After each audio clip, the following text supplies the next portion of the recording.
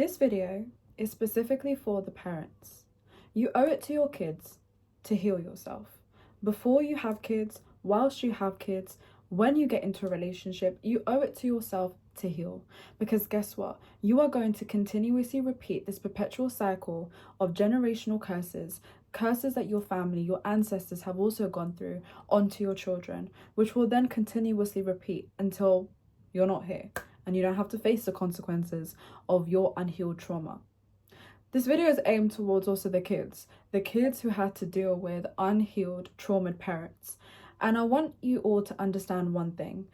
We are all living this life, the very first time. There is no handbook as to how to live life the best, how to deal with trauma the best, how to deal with yourself the best. But we have to make do with the situations and the experiences that we have been given to us. So taking all of that into account, we have to take responsibility of our trauma and to heal so we can become the best version of ourselves for our kids, for our surrounding families, for ourselves, most importantly. So this is your first time here. My name is Aaliyah. I talk about all things manifestation, self-development, personal development. I talk about philosophy, history, all of that good stuff. So if you like that type of content, I would love to have you here. My channel is all about empowering you to become the best version of yourself so you can get absolutely everything you want in life, because I want that, so you guys deserve to have that too. So let's get into this video. Healing is a never-ending journey. That's the first point I want to make. Healing is something that is going to be a continuous aspect of our life. When you were kids, you fell down, you scraped your knee, you healed from it. You would learn to never make that mistake again. I had an auntie who literally put her hand on a hot iron. She learned to never do that again. Guess what? Because of the mistake that she made. Now, healing will never ever end. It will continuously go on. Now, it depends on the way that you look at it. You can look as if you are already healed and you are perfect being and whatever else. But especially when you're starting this journey of healing, you have to look at healing as if it is a journey rather than a race. It's not about reaching the end as quickly as possible, but it is about enjoying the journey, enjoying the triggers that come up, enjoying the processes, enjoying the responses that you now get to make, because you have the ability to make different choices now. So this concept of healing and it never ending is a journey of evolution. It's a pursuit of growth. You have to be comfortable with the fact that you are going to be challenged. You're going to find new triggers that are going to come up. And these triggers are not going to feel comfortable, to say the least. You're going to find that your money worries, your love worries, your insecurities are going to pop up. And all of these insecurities, these triggers that are going to come up to you, are showing you a part of yourself that needs to be loved, that needs to be taken care of, that needs to be looked at, seen, heard. And you owe it to yourself to do that, because guess what? This is the perpetual cycle that I'm talking about. This is how it will relate to your kids if you decide not to heal, okay? All of these triggers come up and you decide to just ignore them, let them go. You try and, paper over the cracks with addiction, with ignoring, with focusing them onto your children rather than focusing it back onto yourself. You'll then have kids, and these kids now have to face the brute end of your trauma because you decided not to heal them. And hopefully your kids will have a bit more of hindsight and decide the trauma that they faced from you is something that they don't want to perpetuate onto their children, so they will actually change it and become better so they don't perpetuate the cycle continuing. Okay? The second point I want to make is breaking generational curses isn't just a trend. Okay? We hear a lot about this on social media nowadays where, oh yes, I want to break a generational curse. I want to be the first in my family to do this and change the world and do this and do that. It's not a trend. This is literal DNA. There are scientific research that goes on that basically speaks about how generational trauma actually is within our DNA. The trauma that your great ancestors faced is actually within our own DNA. So when you feel like you are, when you feel like you are more supposed to getting depression, when you feel more supposed to being scared of something, when you feel like there's a sense of yourself that is wider than your own soul, it's because there is part of your DNA that relates back to your ancestors. Okay? To break this generational curse, you have to maintain this level of understanding that this is a genuine journey that you are going on. This isn't fake. This isn't just a trend. This is something that is going to require work. It's going to require patience, and it's going to require a lot of courage and bravery to be able to complete. And honestly, by the end of this journey, this never-ending journey that you're going to be on, you're going to feel more authentically yourself. Because like my previous video mentioned, to become a better version of yourself, a healed version of yourself. It's not about adding onto you. It's about releasing the resistance, releasing the limitation, releasing the boundaries that you and your family and your ancestors have placed upon yourself.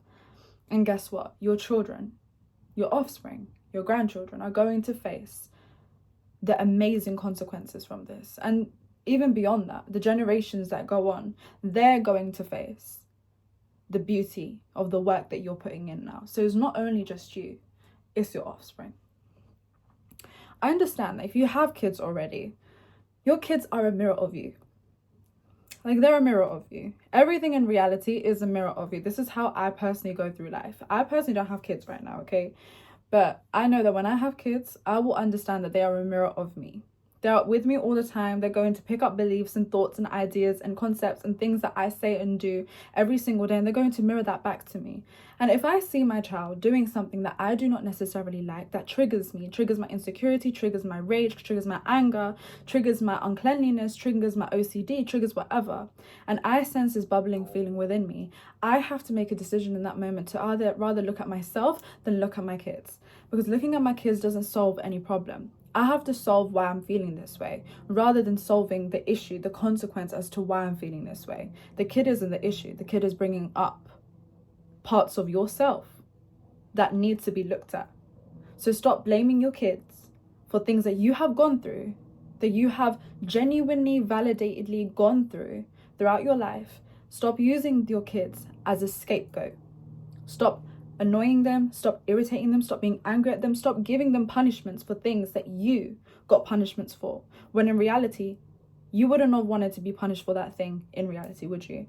You would have liked to be spoken to nicely, spoken to kindly, spoken to in a way that actually made you understand why this thing that you are doing might not necessarily be good for you, rather than being shouted at, slapped, hit, abused, whatever the situation was with your own family. So stop blaming your kids for your trauma. They're a mirror of you. They are bringing up parts of you that need to be seen. And I'll say that again. Your kids are bringing up a part of you that need to be seen. So stop blaming them for your trauma. Start looking inside yourself rather than outside of it. Point 4. This is an important point that I want to make to you guys. It is never too late. There is never an age on healing. There is never a time point where your healing is going to just miraculously stop. There just isn't. Okay? You have to realize and become so known within yourself that you can change your life at any point.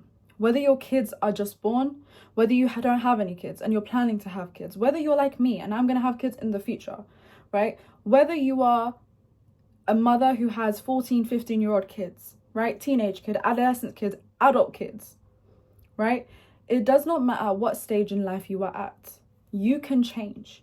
You can take this step as a parent and decide to take accountability for the mistakes, for the trauma that you have so unintentionally put onto your children. Because that's all your kids want from you. That's all your kids want from you. They want accountability.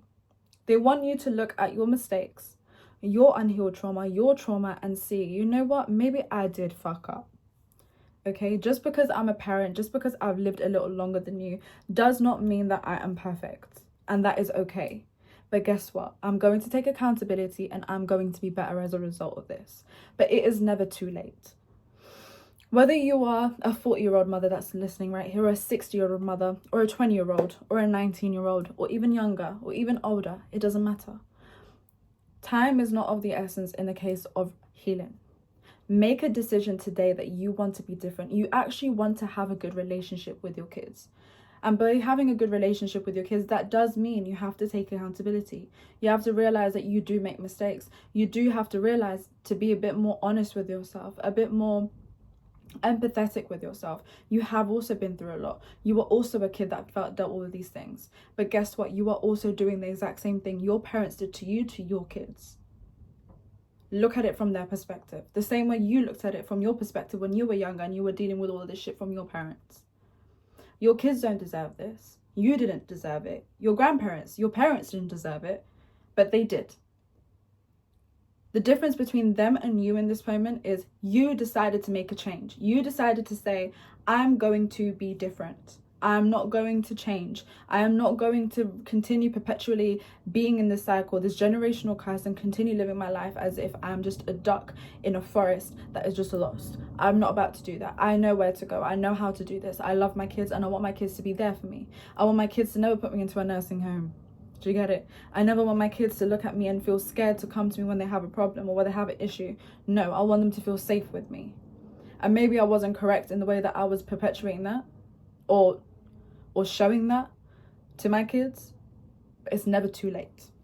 So if you're watching this video and hopefully a stronger cord or stronger nerve, so that this nerve can actually encourage you to change something, know that you are here. And the best moment to change is right now. So don't wait any longer. Call your children. Think about your future. Think about your future children. And ask yourself, how can I be a better parent to my children? And what can I do right now in this moment to ensure that I'm going to be better? What habits can I form? What physical things can I form that are going to help me to become the best possible version of myself, which then means I'm going to be the best possible version of a mother to my children. Hope you guys enjoyed this video, and I will see you guys next time.